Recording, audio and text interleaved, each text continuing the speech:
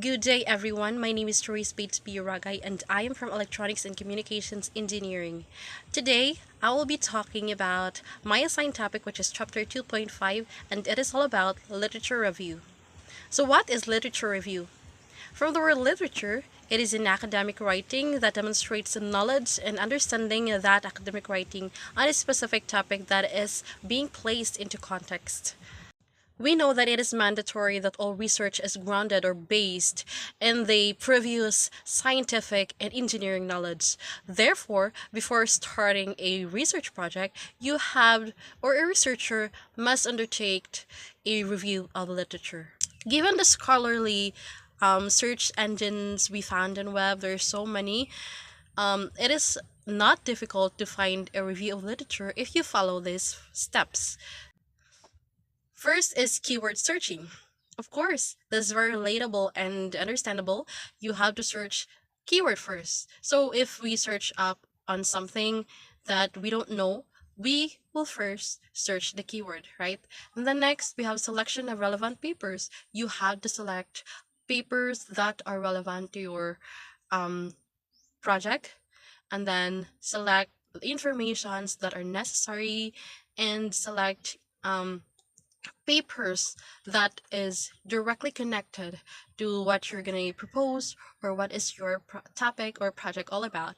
And then third is review of paper abstracts for relevance. Of course, for abstract, this is a short summary of something. So review of a short summary for relevance. And then review of the complete papers of relevance. So if you have reviewed the abstract, why not review the complete paper for complete information and for complete understanding of a specific topic? So you have to review both abstract and a complete paper. And then five is the critical analysis of the results as they apply to the new research. You have to have critical mind, you have to have critical thinking, you have to go deeper evaluation so that your paper, your review of literature um will be okay or will be best and suitable for your proposed project. When reading a published article, the researcher should note the following. First is the relevance of the article to the research project. As a researcher, you have to see that this article that you're reading is something that aligned to your research project, that is relevant, that is important, or with a context being mentioned in the article has something to do with your research project that supports your research project. And then the second one is the research methods described in the article. Of course, if you are planning to make a research that has, that focuses on qualitative side, then you will be reading an article that has, research methods that uses qualitative. And then if you have in mind the quantitative research, then you will be reading an article that supports the quantitative side. And then the third one is the conclusions. Read it at the end of the article. So since you're reading an article, you have to go through at the end of the article. You have to see there the conclusion. If you have something that you don't understand in the main context, the conclusion will sum up everything to you. You will know there the ideas, the important informations, the highlights of the article, so that you will have a direct or instant idea that you're gonna get for your research project.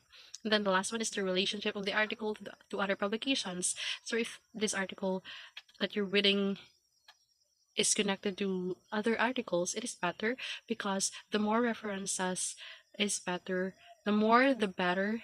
And if this article has the same author, then to the other article that you will read in the future, then it is better and it is best, because the ideas will continue and will go through, that will help you making your research project. As a beginner, you should consider the form of writing a review of paper by this example.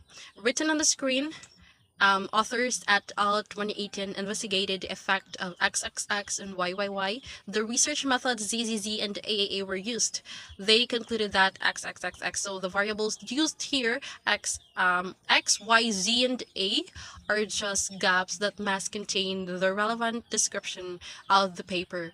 Then, as you can see, authors, you have to conclude. You have to include the authors, who are the authors of this written piece. Who, if it's many, then you will write et al. And also the date of the publication, or when it was created. Um, um, Investigated the effect, as you can see here. Let's say investigated the effect of online class on college students. The research methods, quantitative and qualitative, were used. They concluded that college students would prefer um, having face-to-face classes than online class. We will now discuss the reference style. Most engineering literature follows one of two possible referencing techniques. These are numerical style and author name style. When you say numerical style, this uses references referred to by a number in a square bracket. So if you see a reference that has square brackets, then it is a numerical style reference.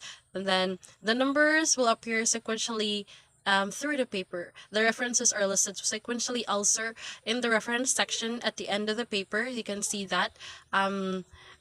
In the examples, and if a reference is used more than once, then the same number is used and only one entry is given in the reference list. For example, if the certain reference is used in the number 1, and then you will use it to the next paper, then that same number, which is number 1, is used or will be used, and only one entry is given in the reference list. So you cannot you cannot go further to you cannot use another number since it has the same reference lang. So you will use the same number.